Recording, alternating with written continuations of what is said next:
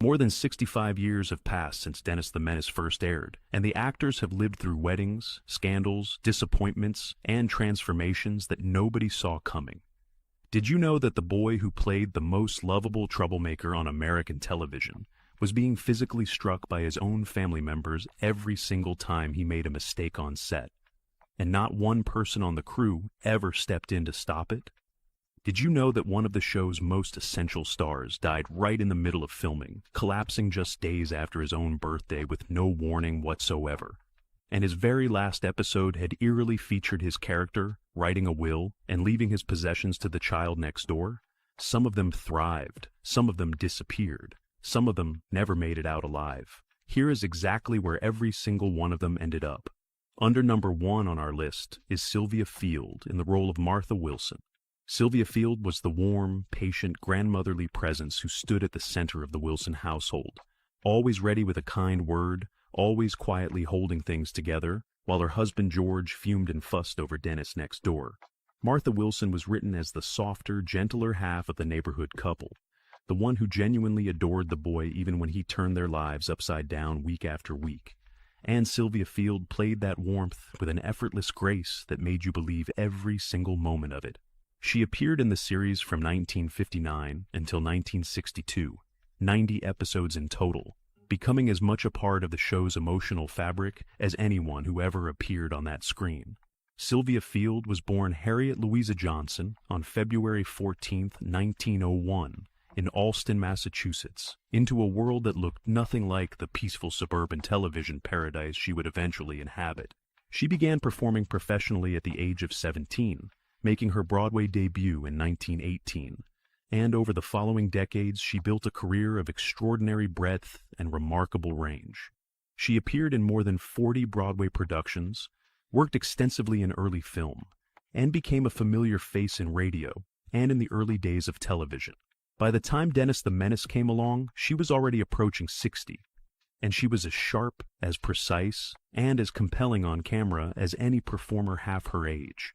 What made her casting so beautiful was the chemistry she created with Joseph Kearns, who played her grumpy husband, George Wilson. Together, they formed one of early television's most quietly effective couples, two people who felt genuinely real and genuinely lived in, as though they had been neighbors in that house for 30 years before the cameras ever arrived. She was 58 years old when she first appeared as Martha Wilson, a grandmother figure in spirit, though she was still every inch a professional actress with decades of hard-won experience behind her. When Joseph Kearns died suddenly in February 1962, the show's producers made a difficult but understandable decision. Both George and Martha Wilson would be written out of the series together. Sylvia Field was let go at the end of that season. The show never quite recaptured that same essential warmth after they were both gone. Sylvia Field continued working through the 1960s and into the 1970s, appearing in guest roles on shows like Petticoat Junction, Hazel, Father Knows Best, and Perry Mason. Her third and final marriage had been to fellow actor Ernest Truex, whom she had known since their Broadway years together. They remained devoted partners for more than 30 years until his death in 1973. She outlived him by a quarter of a century, eventually retiring to a quiet life in Fallbrook, California. She never sought the spotlight again.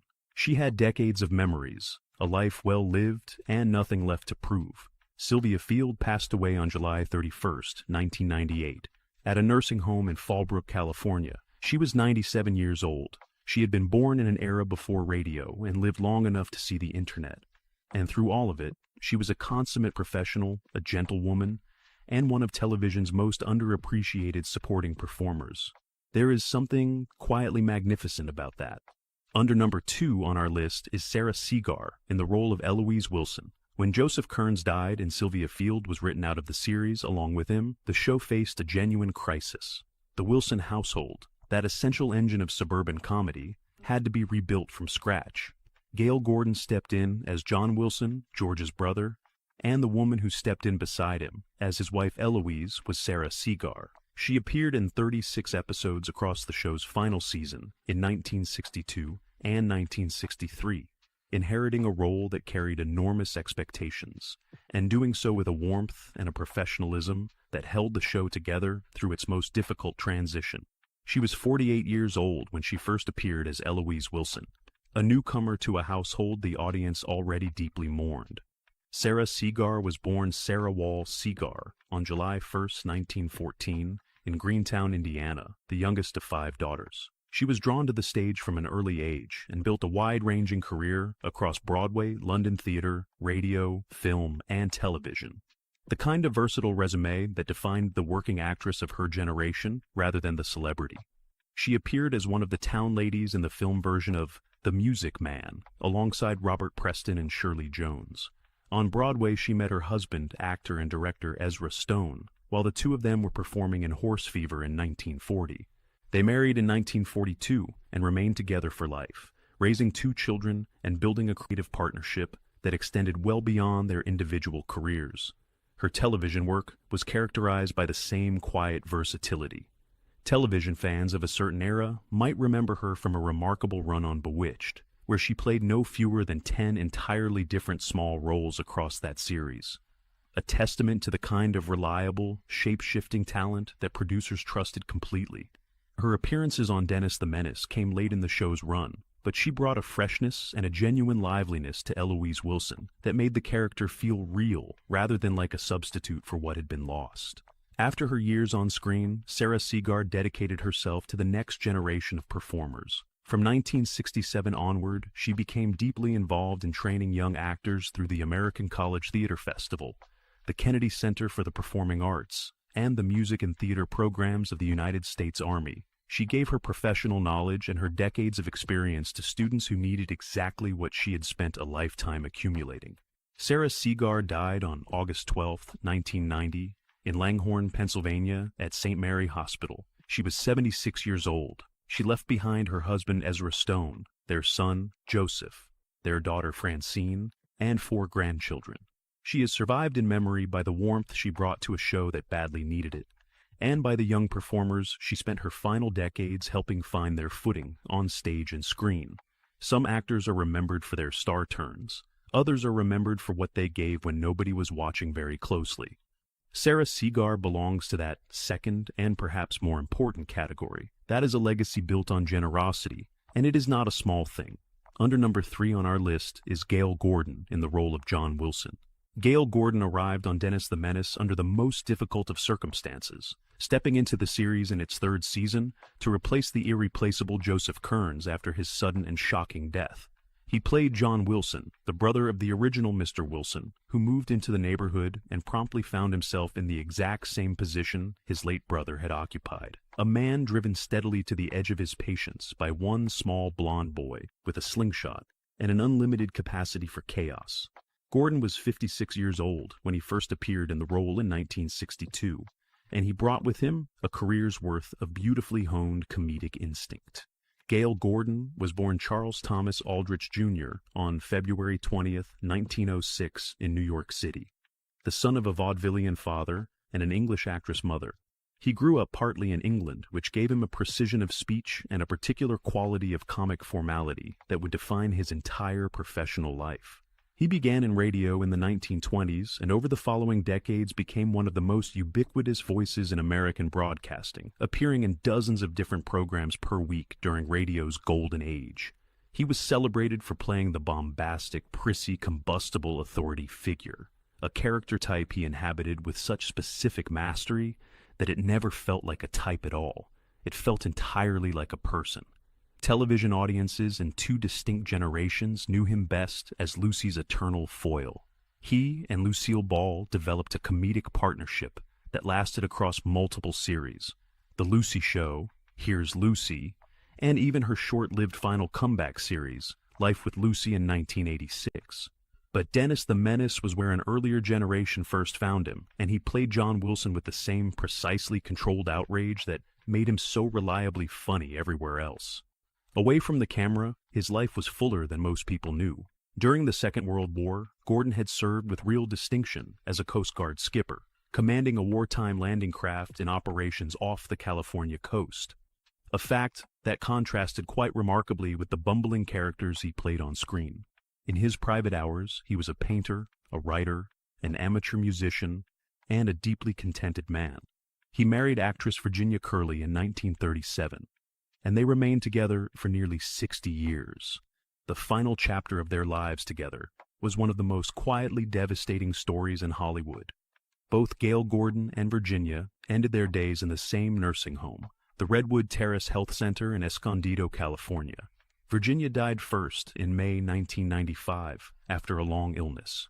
1 month later, on June 30th, 1995, Gail Gordon died of lung cancer in that same facility. He was 89 years old. They had no children. They had only each other for nearly 60 years, and then they were both gone within weeks.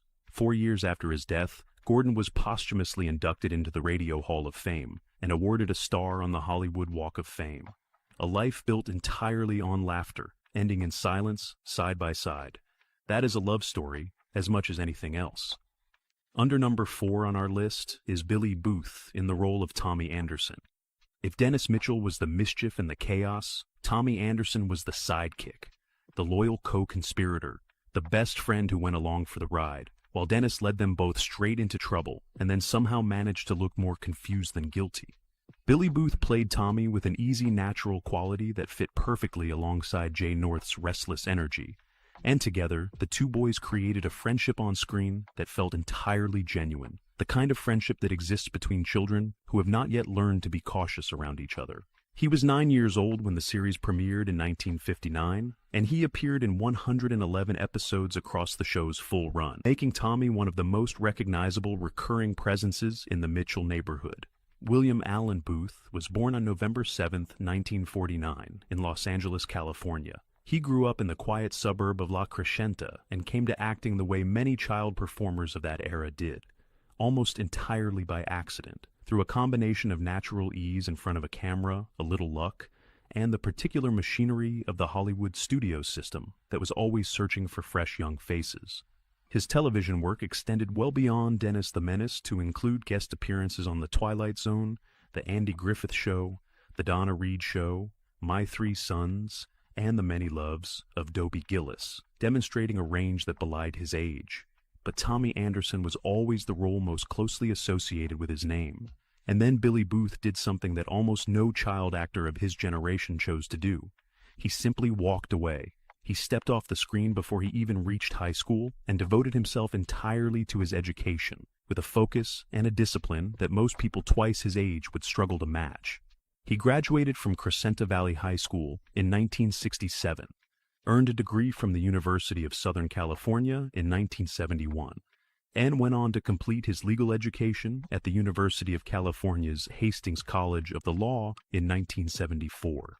He passed the bar, relocated to Los Osos, California, and spent decades as a practicing attorney. He taught business and real estate law at both Cuesta College and Cal Poly San Luis Obispo, shaping the minds of students who had absolutely no idea that the man at the front of the room had once been the best friend of Dennis the Menace on one of the most watched shows in America. His struggle with alcoholism was no secret to those close to him. He was a recovering alcoholic, and in a final act of characteristic honesty, his obituary specifically requested that memorial donations be made to Alcoholics Anonymous in lieu of flowers.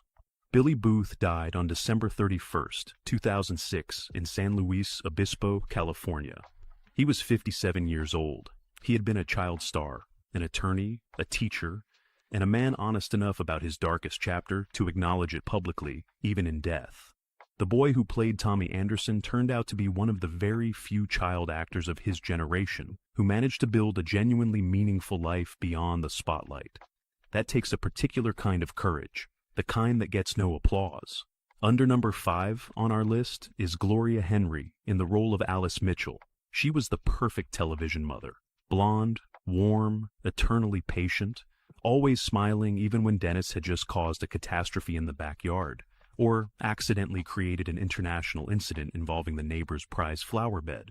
Gloria Hennry played Alice Mitchell, Dennis's devoted, endlessly sunny mother, with an ease and a naturalness that made the role look effortless. She was 36 years old when she first stepped into Alice's kitchen in 1959, and she brought a luminosity to the character that made her impossible not to love. Alice was the emotional center of the Mitchell household, the steady presence that held everything together, while the men around her blinked in bewilderment at what Dennis had done this time. Gloria Eileen McKinney was born on April 2, 1923, in New Orleans, Louisiana, growing up on the edge of the city's legendary Garden District. She had built her career through the late 1940s and early 1950s across a wide range of film work, comedies, westerns, crime dramas, that gave her considerable experience even if the parts weren't always the leading roles she deserved. She shared the screen with Charles Bronson, George Raft, Lucille Ball, and Marlene Dietrich, accumulating a professional resume that most actresses of that era would have envied. She was also written out of one early television series when she became pregnant, a reminder of how little accommodation the industry made for women who had the audacity to have families of their own. Dennis. The Menace changed everything.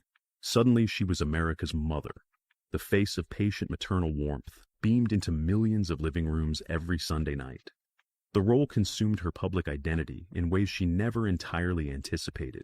She later acknowledged that she had become so completely associated with Alice Mitchell that other casting opportunities became nearly impossible to find. The blessing and the burden were the same thing. She made occasional appearances through the decades and returned to the big screen briefly in 2005 in a romantic comedy directed by Charles Matthau, Walter Matthau's son. A small, sweet reminder that she was still there, still willing, still able. The remarkable thing about Gloria Hennry is not just what she survived, but how astonishingly long she survived. She was born in 1923 and was still alive in 2021. Nearly a century of American history lived through the eyes of one woman.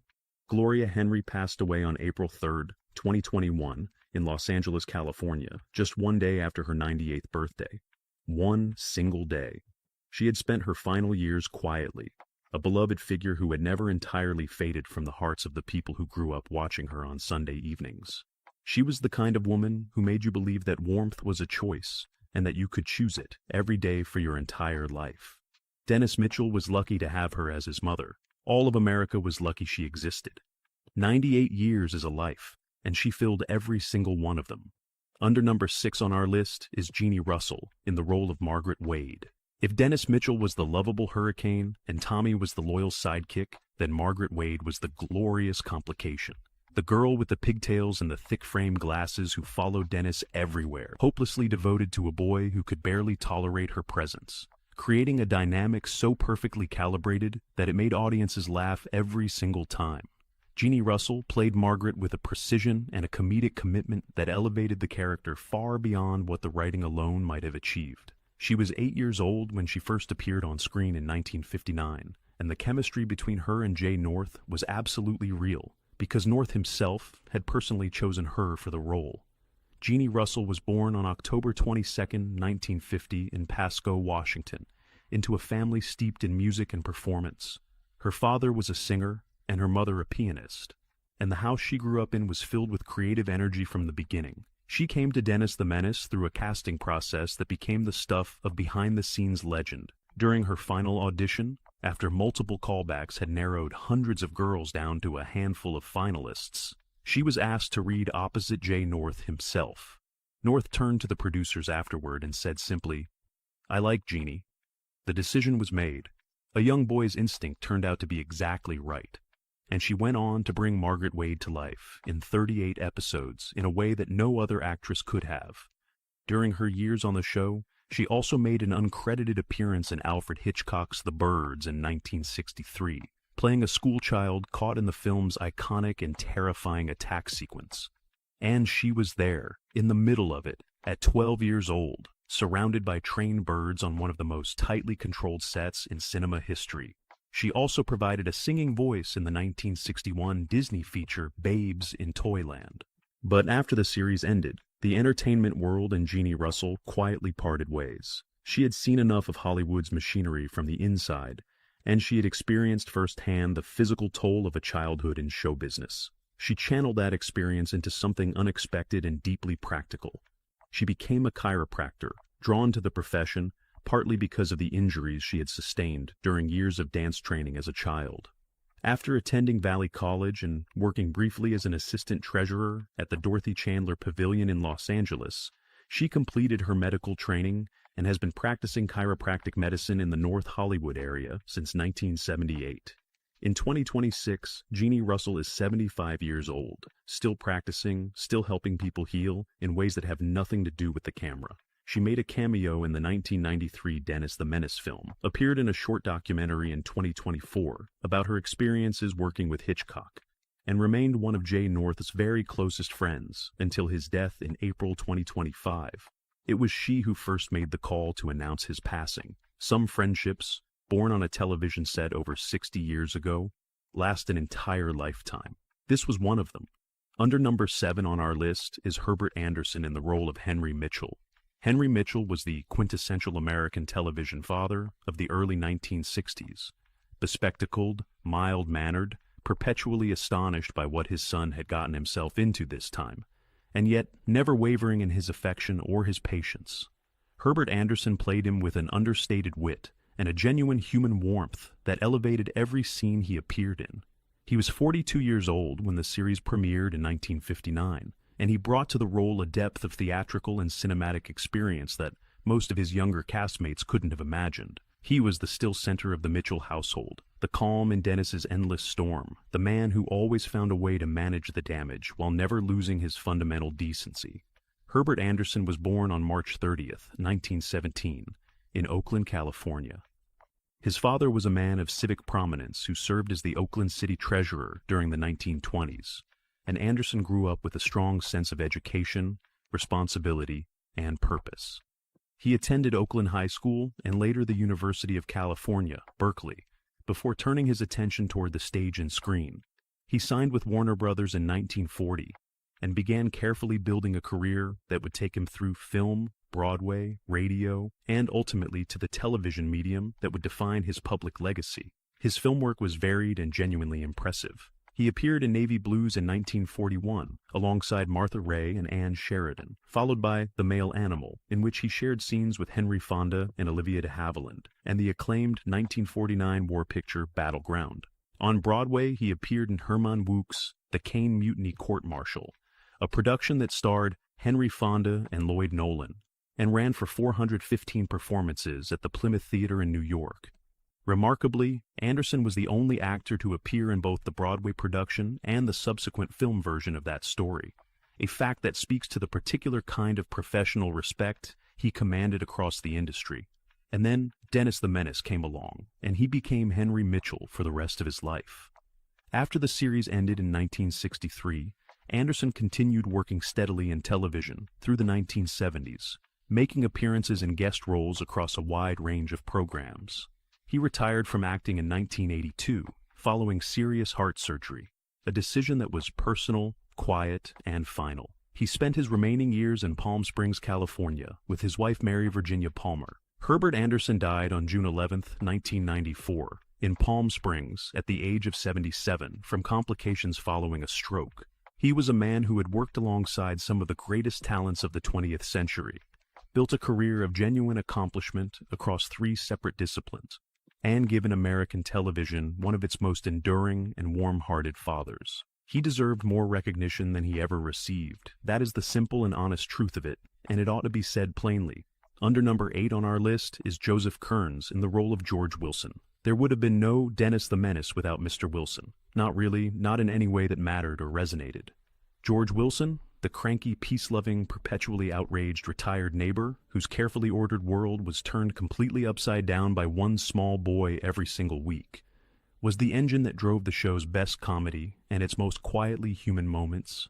Joseph Kearns played him from the very first episode in 1959 with such specific committed mastery that the character became one of the defining figures of its era. He was 52 years old when the series began, and every performance he gave felt lived in, rooted, and completely real. He made Mr. Wilson's suffering look absolutely genuine, which was perhaps the greatest comic gift he offered. Joseph Sherard Kearns was born on February 12, 1907 in Salt Lake City, Utah, into a family of Mormon pioneers. His mother was a concert pianist,